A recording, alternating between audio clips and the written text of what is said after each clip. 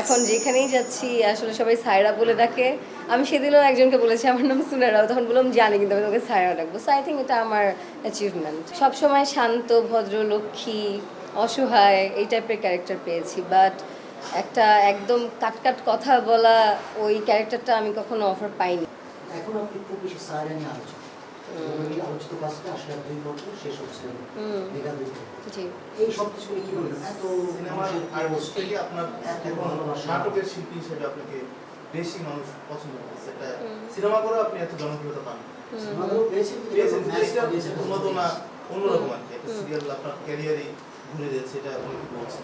আমার মনে হয় আমি ডিফারেন্ট প্ল্যাটফর্মে কাজ করে ডিফারেন্ট টাইপের এক্সপিরিয়েন্স গ্যাদার করেছি।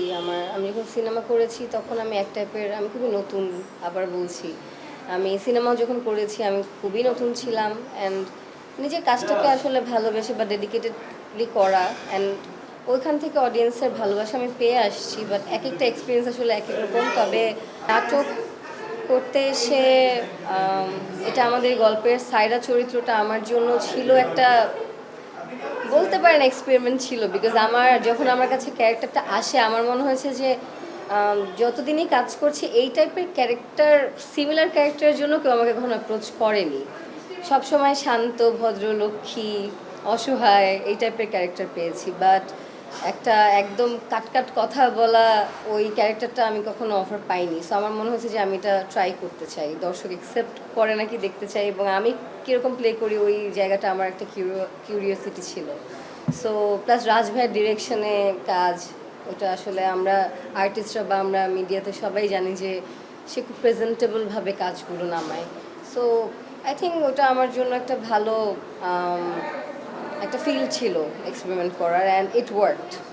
এখন যেখানেই যাচ্ছি আসলে সবাই সায়রা বলে ডাকে। আমি সেদিনও একজনকে বলেছি আমার নাম সুনেরাও, তখন বললাম জানি কিন্তু আমি তোকে সায়রা ডাকবো। সো আই থিঙ্ক এটা আমার অ্যাচিভমেন্ট। লাস্ট 2 পর্ব নিয়ে কি বলবেন? শেষ হচ্ছে শুক্রবারে, তার আগে আরেকটা পর্ব। সবাই তো সায়রাকে খুঁজে পায়।